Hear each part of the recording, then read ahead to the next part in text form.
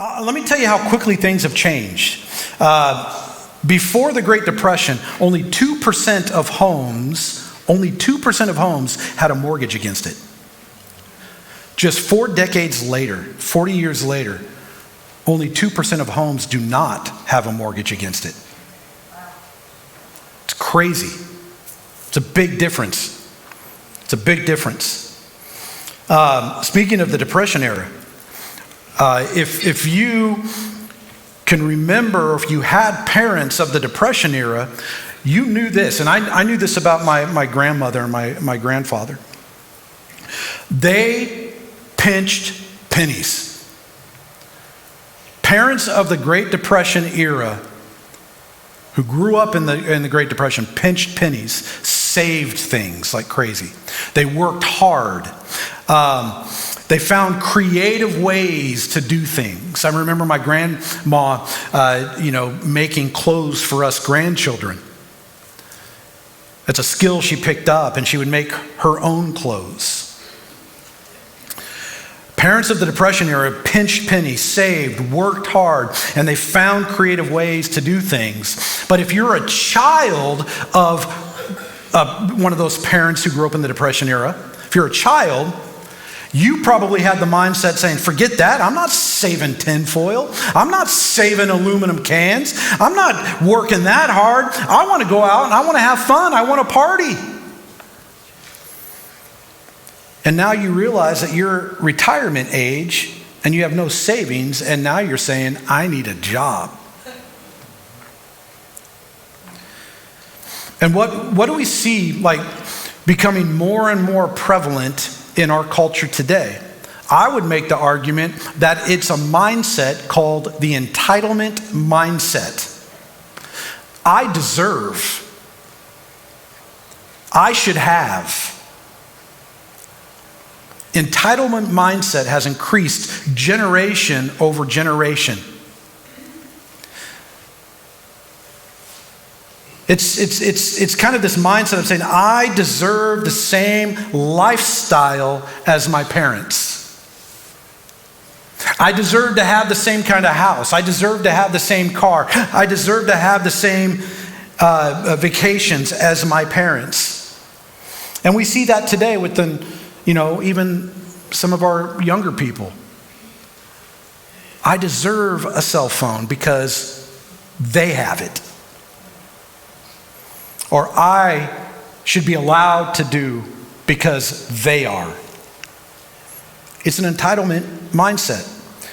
And with that entitlement mindset, you know what we have become? We have become a generation of pretenders. You don't believe me? I mean, look at social media. There's a large percentage of what you see on social media that isn't actually what it is.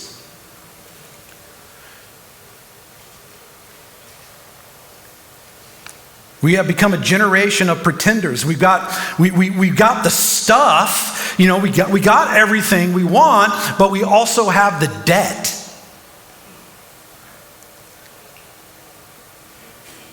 And what are we? We find ourselves handcuffed, shackled to this financial burden. We're handcuffed and chained to the lender. Proverbs 13:7 says, one man does what? Pretends to be rich, yet has nothing. This is biblical truth. We pretend to have it all, but in actuality, we have nothing. I think there's 3 groups today, and you may have heard of them. Well, maybe the first 2. The haves and the have-nots. But I think the third group most of us fall into is not the haves or the have-nots, but the have-not paid for what we already have. Right? The pretenders. Here's what I want to do. I want to give you 3 biblical values, 3 essential biblical values to become to break the chains, to become unshackled, and to find the freedom in God's provision. If you're taking notes, which I hope you are, because we gave them to you today. You're going to need these in a few moments. And if you don't have one, you can either raise your hand and maybe the guest services team can bring you one, or you can be a creeper and stare at your neighbors. It's totally up to you. The first value is this. Here's what we need to learn. We need to learn to embrace the value of self-control. Self-control. And before you get all like, well, man, listen, babe, we're not coming back next week if this is where this is going. Hear me out. We need to embrace the value of self-control. It says, Proverbs 25:28, like a city whose walls are broken down is a man who lacks what? Self-control. I had to fight a bout of self-control or a lack of self-control over the last couple days because I've been on this Amazon purchasing bin. Yeah, stuff I need, right? And how many of you guys are now in kind of the mindset of it? Here's what I do. A little peek behind the curtain. I go on Amazon. I'm looking for something that I need because I'm not going to Walmart to buy it. It's all locked up, and that's going to take a half a day. I look on there, and I'm only looking for the things. I'm not talking 2-day Prime or overnight. Now I'm looking same-day delivery. Anybody else doing that? And you're not buying it if it's not delivered between 4 p.m. and 10 p.m. today. Yeah. So I may lack a little self-control. When you have no financial self-control, you're like a city without walls. You're like a city without that protective perimeter. And when you don't have the protective walls established, what you are susceptible to attacks. You open yourselves up. You're defenseless to attacks. And you're vulnerable to debt when you don't have these financial barriers up. You're vulnerable to debt, and you all know what follows debt. It's difficulties, it's frustration, it's anxiety, it's worry. See, many of us fight this battle of self-control. Many of us do, if not all of us. And it's kind of like that inner kid comes alive in our life. And you know what I'm talking about, that inner kid. How many parents have young kids right now? I mean, we were all a little kid at some point, so we can all relate. You go to the grocery store, and that little kid, all they want is that candy bar, right? We've all been there. And that little kid comes alive in us, and we say things like this: I want it now. Anybody? Or just me? I want it now. That little kid comes alive. Maybe for you, it's not a candy bar. Let me address the women in the building this morning. Maybe for you, because you, women, have the spiritual gift of nickel and diming and dollaring yourself to death. Walk with me here for a second. You got an important date. Or the closet's just a little bare. I don't know. Or maybe something's on sale and you got to go out and you buy that dress. But wait, there's more. It doesn't stop with the dress. You got to find the shoes to match. It doesn't stop there. Then you got to go, well, this handbag matches the shoes, which matches the dress. And then, you know what? This is a little loose in the waist. I need a matching belt to kind of tie this whole ensemble together. And then when you get your new outfit going, oh, this do is not going to do. I gotta go to the salon. I got to get this right. Then eyebrows and eyelashes, and the list goes on. And if there's a man in your life who is with you, guess what? Most likely you're going to nickel, dime, and quarter and dollar him to death too. And I gotta share this truth. Just because you got it on sale doesn't mean you saved any money. If you didn't buy it, you saved money. See, girl math doesn't apply here. I used to with my daughter, Dad, I got it for $50. It was 50% off. It was $100. No, you spent $50. No, I saved $50. No, you spent $50. Now, so they don't feel left out, let me talk to the men. Men, you don't nickel and dime yourself to death. Men, we do it all at once. Don't we? I mean, we got time. If we're going to put ourselves in debt, let's do it. Let's make it happen now. Kind of looks like this. Babe, hey, guess what? We're going to be living the large life. I bought a timeshare on a lake. Oh, really? Yeah, it's awesome. It's great. It's like 5 hours away. Got a good deal. But wait, look outside. Because we're now living on a lake, I went and got the boat. And listen, combo package. The truck that's towing the boat matches the paint on the boat. Because we're going to need that, right? Living on a lake. See, we do it all at once. Here's what we need. You and I, we need to learn. We need a little self-control, and we need to learn how to say no. That's a popular phrase amongst us, isn't it? We need to learn how to say no. Why? Because no is a complete sentence.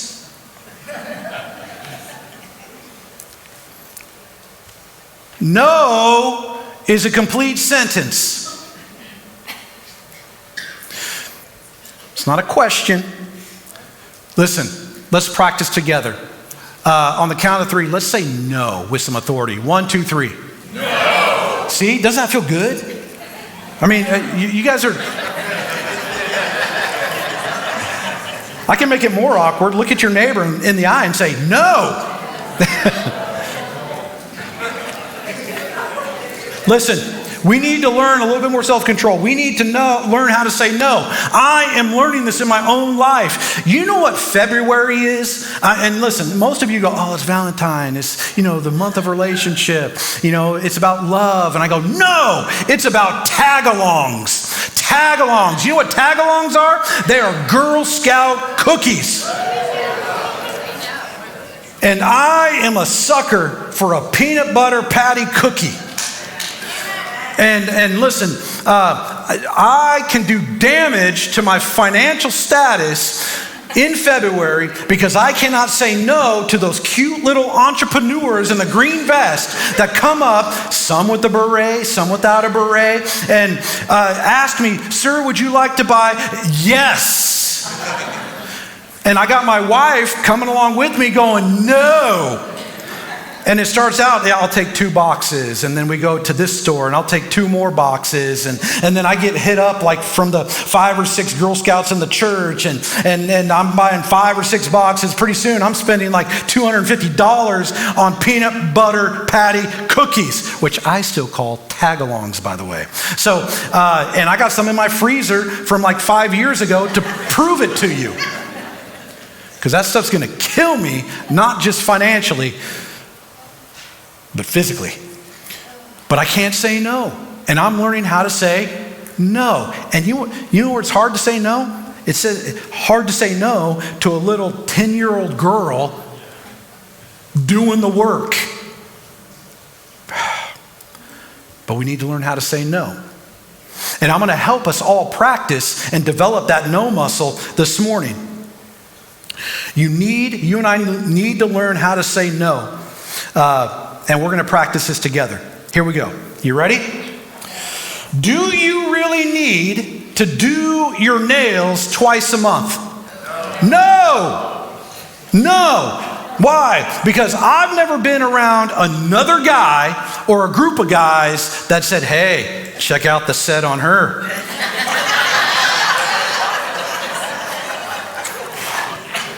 I don't know, man. You think they're real?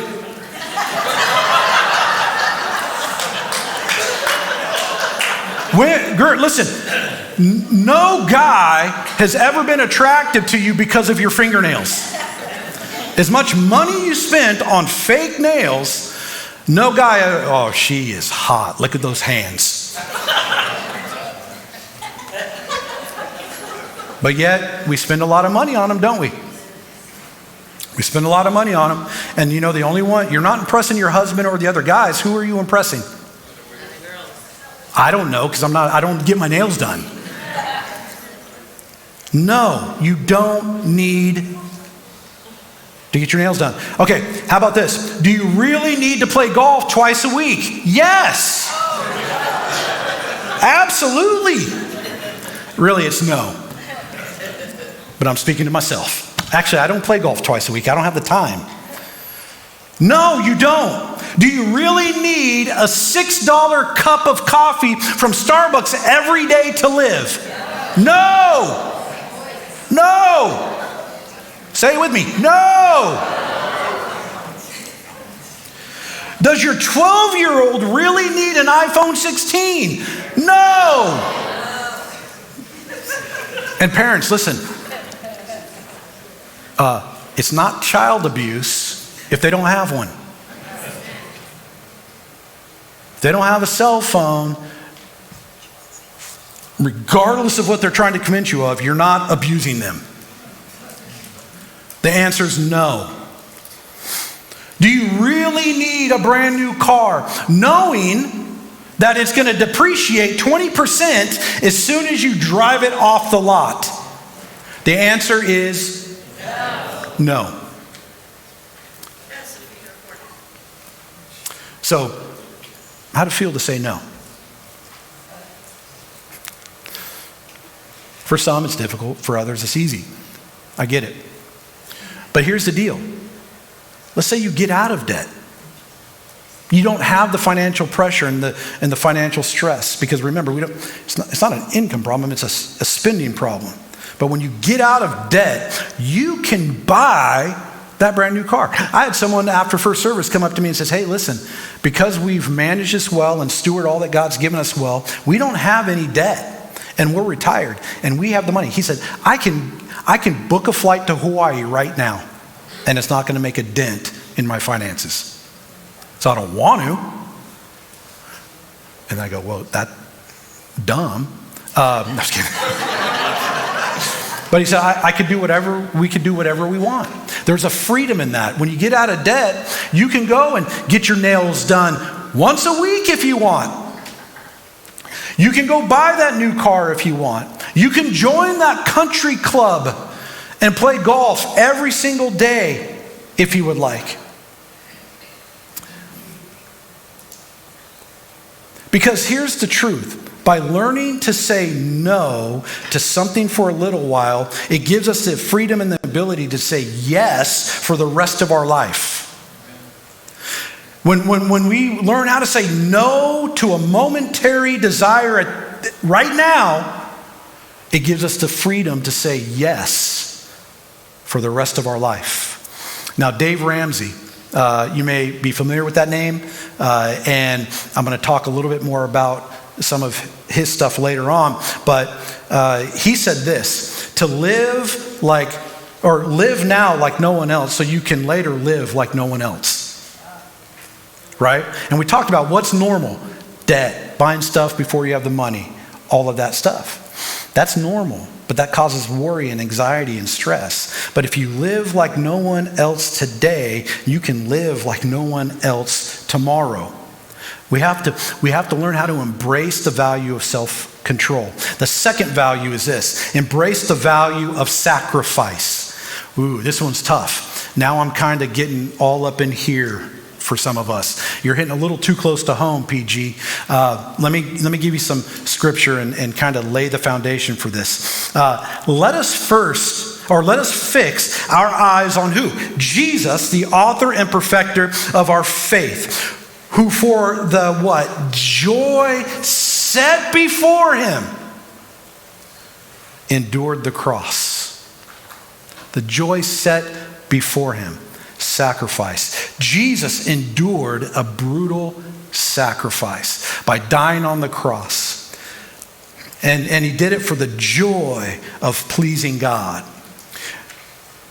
The joy set before him. You know what the joy set before him was? That you and I would be in intimate relationship with the Heavenly Father. That he went to the cross to pay the price we so rightfully deserve. Jesus endured the brutal sacrifices and the death on the cross for something that he wanted even more than his life at that moment.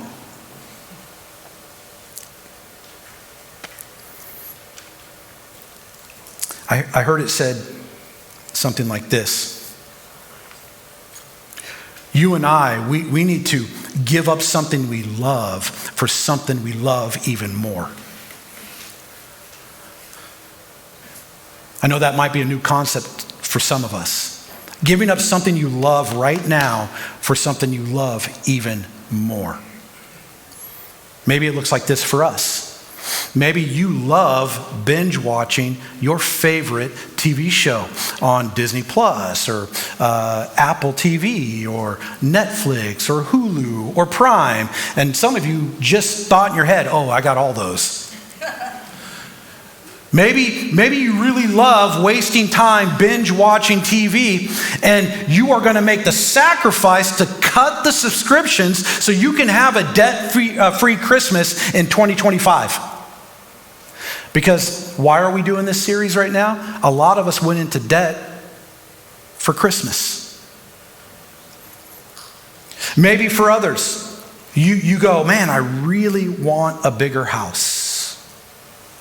I really want a bigger house. But what you want even more is for one of you to stay home with your children so you can raise them in a loving and an accountable environment. So what do? You sacrifice your desire for the bigger house. You get a smaller house so one of you can stay home with your kids. Something you love for something you love even more. Maybe you want to send your kids to a better school. So you make the sacrifice. You give up the bigger home for something that you want even more. Maybe you're in college or you're about to go to college. And you go, man, I really want to graduate debt-free. And I know room and board is going to be X amount. So I'm going to find a really cheap apartment, multiple rooms. I'm going to bring on 2 roommates to help offset the cost.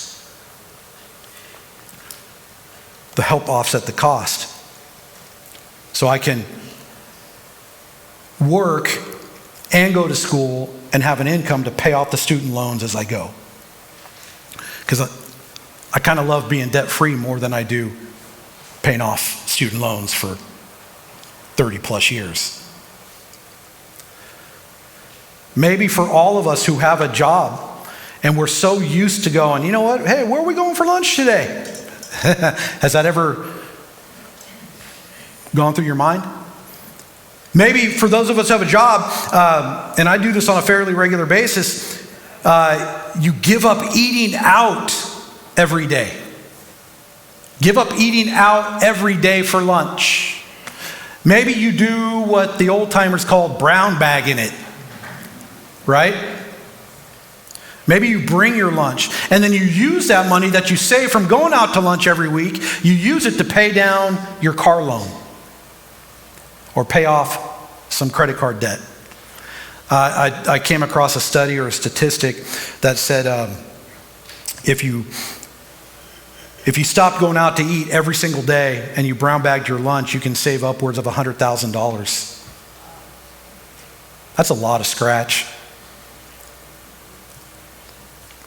I mean, think about how much you spend. Again, a $6 cup of coffee, you can buy a pound at the grocery store for that. Now, everybody doesn't have to do that, I understand.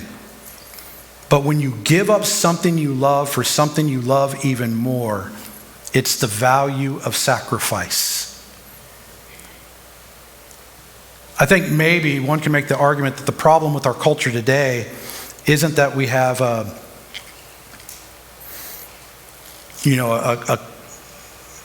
problem with asking questions. I think we have a problem with asking the wrong questions. The problem in our culture today is that we have a problem asking the wrong questions. Most of us, today, when we go out to buy something, we ask, hey, how much do I have to put down on this? Right? Or maybe we ask the wrong question of, how much is this going to cost me per month? See, those are wrong questions to ask. You know what the right question to ask is? The right question to ask is, what is this really going to cost me?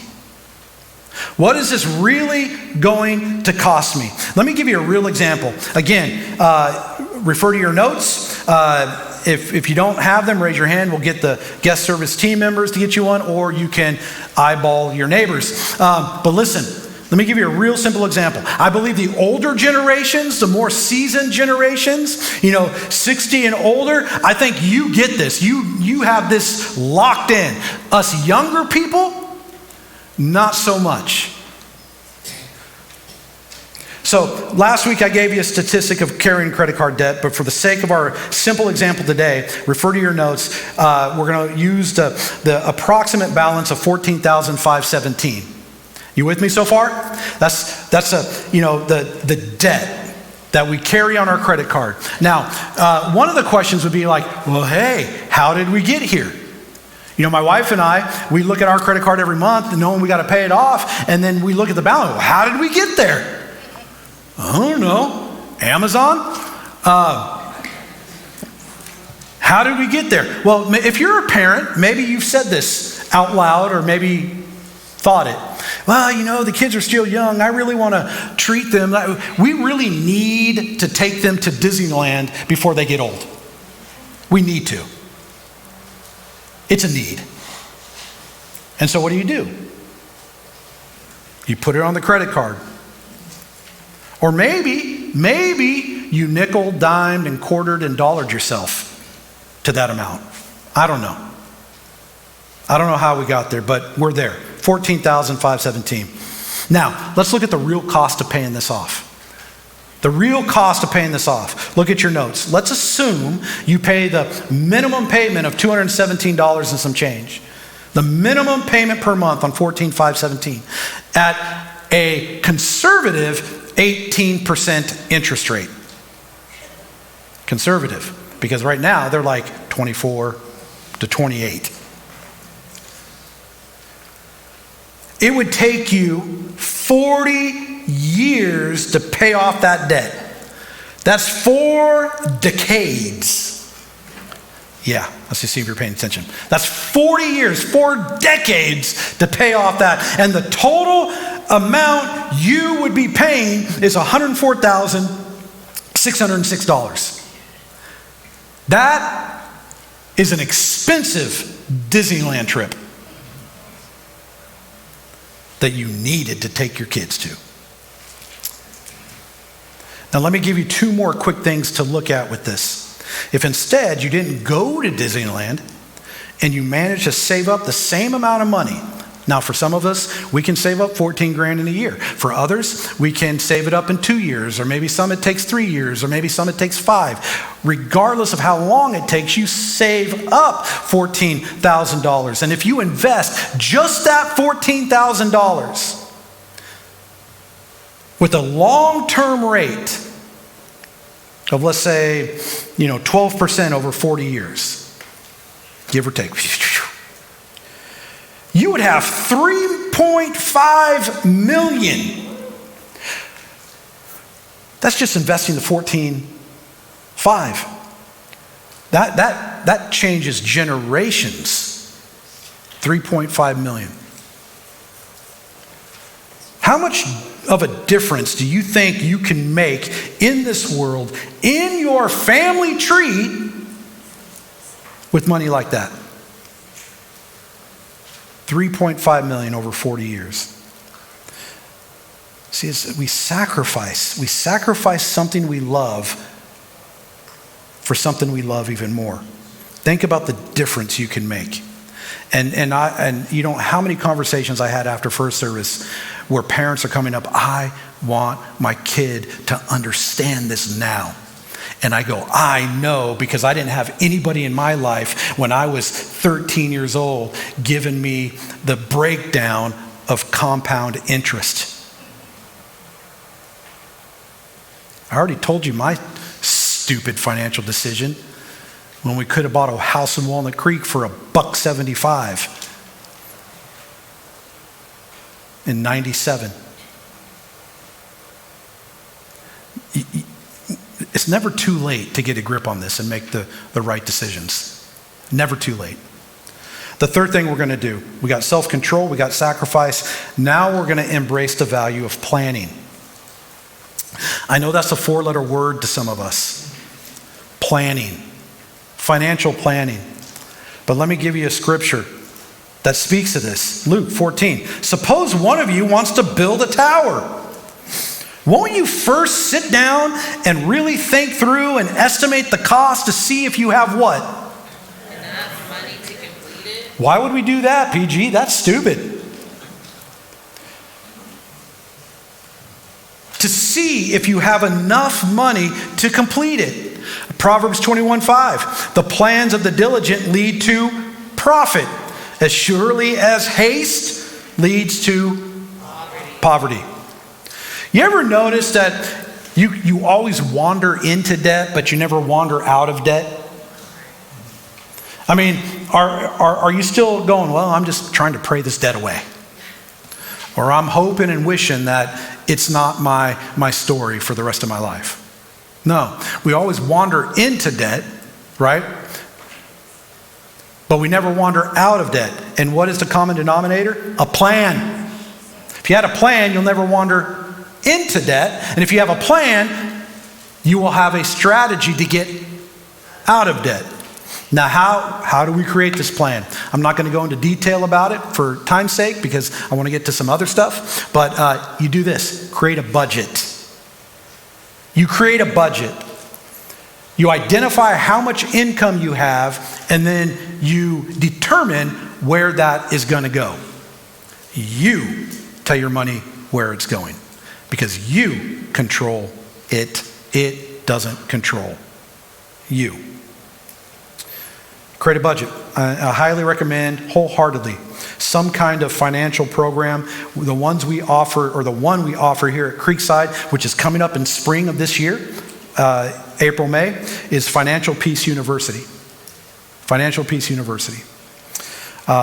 There in Financial Peace University, you're going to learn about some baby steps to take to help you find freedom financially.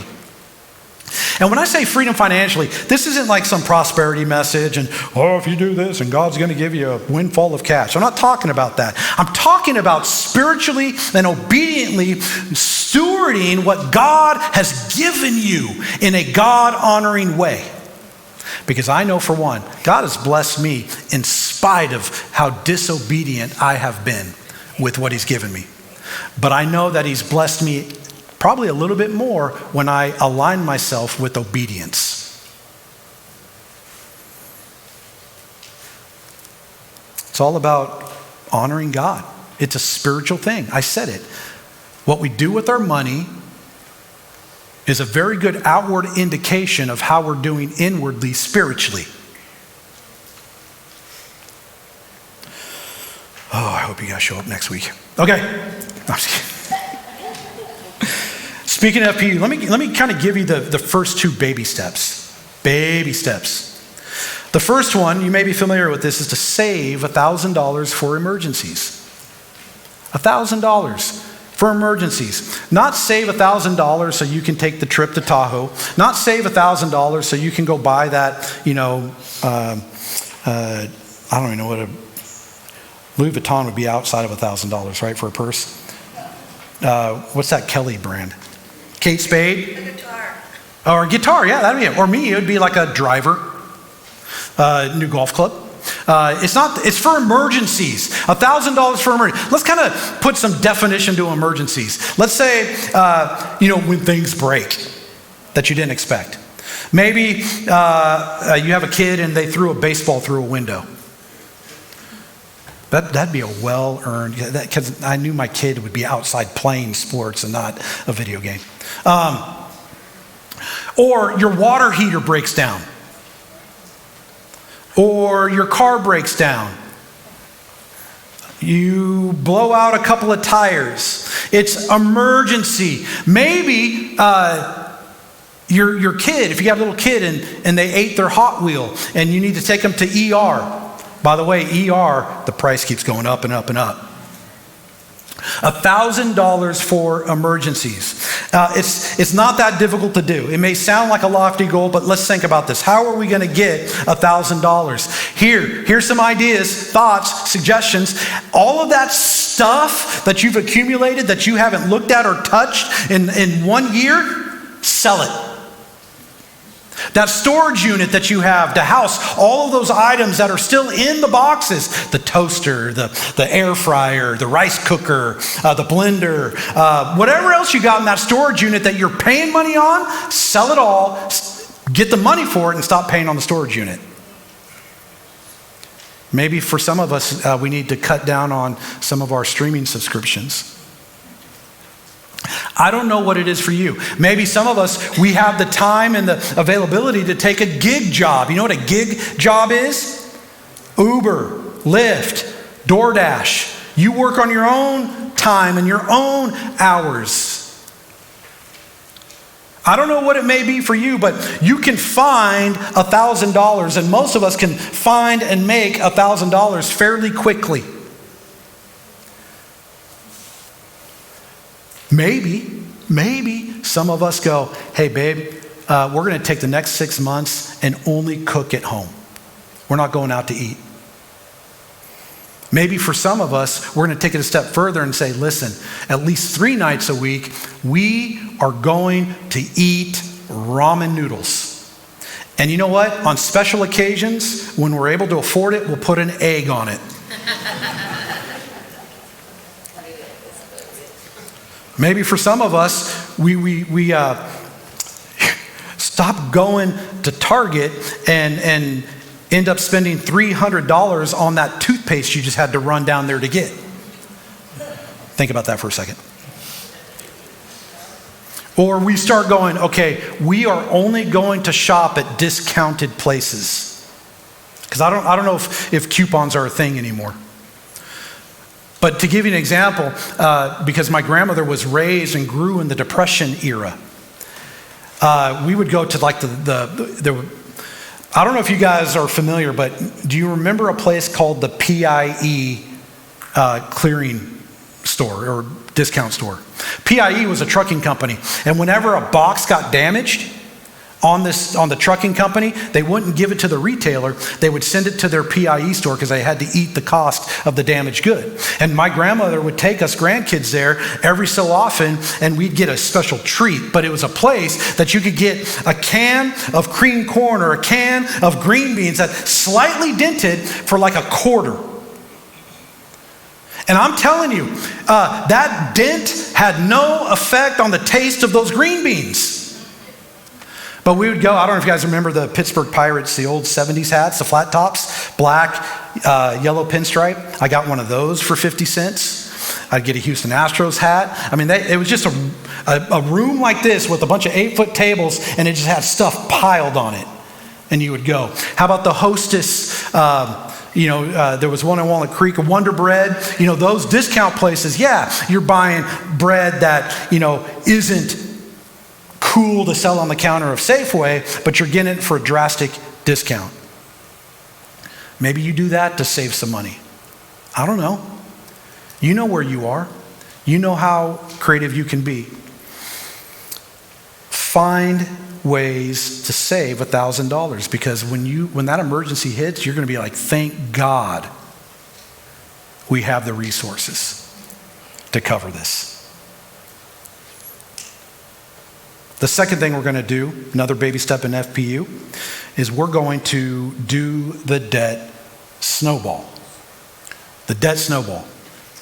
And to help us kind of walk through this and to hear a personal story of this, I want to invite my friend Tony Rochelle up, because Tony, if you don't know this, Tony has led our Financial Peace University class this past run of it. And he's going to be involved with helping us in the spring, if everything works out, when we launch it again. But I want to invite Tony up to kind of walk us through, on the backside of your notes, the debt snowball, and to have him share maybe his personal experience of how God used this to really not just change your life, but your family's life as well. Yeah, for sure. Oh, so like all of you, I've heard of Ramsey. My mom listens to Ramsey on the podcast, and so I'd heard of him, and I had an understanding of what his philosophy was, and the debt snowball in some sense. And about 18 months ago now, I was sitting at my house, and I got my next credit card bill. And that next one, the interest rate went up from like 18% to like 27% or something like that. It was just this massive increase. A part of it is that I pay everything automatic. Almost all my bills, with the exception of the City of Martinez water bill, is automatic, right? And that one I just held on because I wanted to write one more check, I want to be in his camp, where we still write checks, that kind of thing. But anyway, at that time, 18 months ago, when that happened, on the 7 different credit cards that I had, the minimum payments immediately became more than I had budgeted. And I'm a budget guy. I like making budgets, checklists, and that sort of thing. And I could not afford to make another payment. My minimum payment didn't cover the interest that I was being charged. I was literally spiraling down. And knowing that I had done this, and I had this debt weight, and we're not talking the $10,000 or $15,000 or $14,000. I mean, more than $50,000 in debt. It's kind of shameful to talk the number, say the number. 50. More than 50. Yeah. More than 60. So what happened was, I didn't go into this last session, but I'll be very brief, is I had a condo back in 2005, bought it in 2006, foreclosed on it in 2008, decided not to do a bankruptcy, and with all of that, and with the help of some family and credit cards and another credit card, rolled up so much debt. And then I got a home, and I was able to do a HELOC and roll more debt, right? To the point where I owed so much money that I was on my knees crying, like just asking the Lord, like, what am I going to do? I don't want to cry. Trying so hard not to cry. Anyway, and so here I am in this situation, and I can't afford it, and I just was praying, like, Lord, what's next? What are we going to do about this? And I just decided to trust him. And that was the first kind of thing he said, just trust me. And the second thing he said was, use what I've given you, use the gifts I've given you to negotiate your way out of this. And real estate guy, done it for a long time, I started negotiating with these banks, and I was able to get a lot of that debt negotiated down. I got lower rates. And I got it to a point where I could actually manage it. And then I said, okay, well, I am not going to let this own me. And so a year later, I was able to start my business. And then last fall, we started Ramsey because we just felt like God was making moves to really bless us and grow into being like a family that puts him first. So you started the Financial Peace University and started walking out the steps that he lays out. Yeah, thank you, George, for keeping me on track. No. So we started walking down those steps. We did the FPU last fall, Financial Peace University. It is an amazing program. That first step, the $1,000 savings account, it's an important step. It gives you confidence. Hey, look, I've got $1,000. If that water heater goes out, I've got $1,000. Down the road, baby step, I think it's 3, baby, right? Baby step 3 is where he talks about saving 3 to 6 months. But that first $1,000 is so helpful. Now, if you have to spend it, if you have to change that tire, then you got to put that money back in before you go buy other stuff. It's not like you got to keep that savings going. Right. So the next one is the debt snowball, and George asked me to kind of run through it. So you have your notes. The idea behind the debt snowball is that you don't get smart like I was doing and stack your debts by their interest rate. I'll pay off the higher interest rate, and then I'll work my way to the lowest interest rate because that's the smart way to do it. It's actually more spiritual, and you stack your debts according to the balances, with the lowest balance at the top, the highest balance at the bottom, so that once you pay off that top one, now you have a little bit more money to pay off the next one and the next one. And just the confidence that you get is it's just super powerful. So in this example, I want to walk you through a couple of rows so you can kind of see how it works. Here we're imagining a Lowe's credit card, 18% is your interest rate. You only owe $450. Minimum payment's $50. And then in our example here, we add a couple $100. This is the idea that if you do some of the things that George recommends, like kill that subscription, or in my case, stop going to Starbucks and getting those really amazing iced chai lattes, light ice, grande size, coconut milk, you know? It comes with, but bonus, you get free diabetes. Hey, that's right. Yeah. I try to say hold it. They're like, we're not in control of that. If you stop that kind of thing, you get an extra couple $100 plus that minimum payment, that's $250. You'll have that card paid off in 2 months, right? Take that $250, add it to the next line. That you were paying on the Lowe's card. Yeah, you're right. You're paying the Lowe's. You're still paying the minimums on everything else. Now you go to the Target. It's another $30 that you had budgeted. Now you're at $280. You hit that target. Take care of your minimums. Hit that target. Hit that target debt. After a few 3-4 months, now that one's gone. Now you have more money to go to the next one. And you guys get it. You just keep rolling all the way through. Here's the thing, I mentioned this last time and it's important to remember, is I think what hurt the most when I was looking at how much interest I was paying or I had paid for those years was that I was giving that money, that's God's money. That's God's money. And I wasn't giving it to God, I was giving it to the bank, right? And like, oh my gosh, like, what could I have done if I had done this differently? I got my first credit card from Wells Fargo when I was 18. It was my second year of college, first credit card. And a lot of student debt. I'm still paying off my student debt after 26 years now. Man. It's small. It's at the top of my current debt snowball. But 26 years, you know.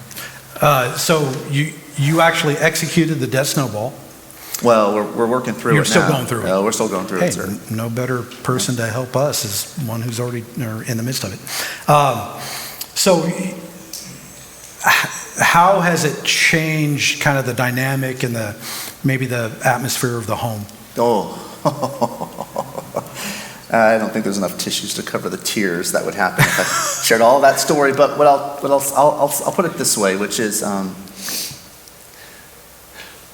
when I started trusting God with that financial step, saying, "Okay, I'm just gonna trust you and walk through these conversations with the bank," it just my heart bloomed, and it took about 8-7 months for all of this hope that I had to be more free in Christ by having my own business, for me to actually make that a reality. And so in June, I left Wells Fargo and the security of Wells Fargo to start my own business. Big act of faith. And Sarah and I committed to tithing 10% off of any dollar that I earn in that business. And we've been true to that. I still owe all that money. I still have debt. I'm still working it down. But I've been a 10% tither since then. And I would never have done that if I didn't trust God that I could do what I'm doing now. And, guys, I almost forgot one of the most important things about that second step. It's the plastectomy. What's that? That's you take your credit card out and you cut it. You cut it. Guys, I gotta say this. It's not, we had like 7 credit cards. And we cut maybe 6. Because I need that one. I need that one to rent a car. I need that one in case, I don't know, Mickey calls me and I have to go down to Disneyland, right? That one, Because he right? calls you? I now don't have a credit card. I go to rent a car for my business, and they say, "Oh, you have to have a credit card." I say, "What am I going to do?" And they take a little bit extra out of my debit card, a larger deposit, but I don't have to have a credit card. Guys, I have not used a credit card in 19 months. Could you imagine? Yeah. So a couple of things. Sorry, Coach. Yeah. Last thought is the home. I mean, just what that does for us at home is, Sarah and I are we're like aligned. When I started the business, I did that thing. I did the go out and buy a boat thing. Mm-hmm. My computer worked just fine, but I had to keep it plugged in. And I'm like, you can't run a business with a computer that you have to keep plugged in. So I went and bought myself a nice new MacBook, right? Ouch. It was cash because I didn't have a credit card anymore. But my wife was like, we're going to talk about big expenses, I thought. And I was like, she's right. And so we talk about our finances more. We're more aligned as a family, and it's very exciting. Sarah, brings unity into the home, builds confidence. All right. A couple of things I want to highlight as we close. Thank you, Tony, for sharing your personal experience and walking us through the debt snowball.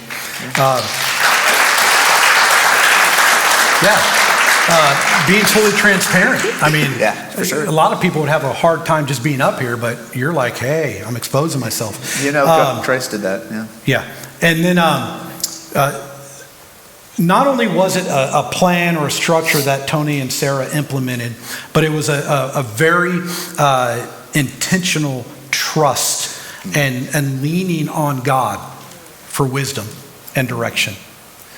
Let's not negate that part. And the reason I like FPU is because Dave Ramsey is a Christ follower. And a lot of what he talks about and a lot of what he teaches is based on God's word. So be praying about, thinking about that. Do the debt snowball. What you don't realize is, taking this example that we have, if you debt snowballed all of that, and you see the school one with the $1,000, you end up paying $1,110 on, and you clear out your debt, you would eliminate all of that debt in 21 months. If you just paid the minimum payment, it would have taken you 121 months. And that is a difference of 99 months. And let's just think about this for a second. If you take that final payment of $1,110, that $1,110, and invested that for 99 months, what would you have? So it's with the, again, $153,000. So I'm telling you, I know for me, this gets me fired up. And with God's help and a solid plan and being intentional, I know you can do this as well. But you got to get a little crazy. It's like that proverb, I think, of the gazelle flees from danger, like his life depends on it. And Dave Ramsey, and I think he mentioned this last service, that you got to be like a gazelle. You got to run like your life depends on it. There's a lion chasing us, Coach, right? It's that lion of debt just chasing us down.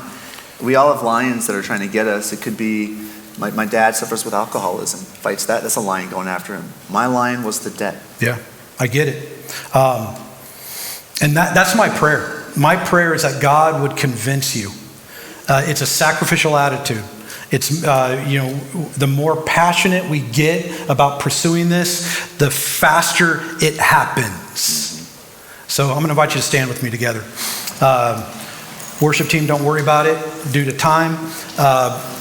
Listen, I know what some of us are doing. And maybe some people who didn't show up today did this last week.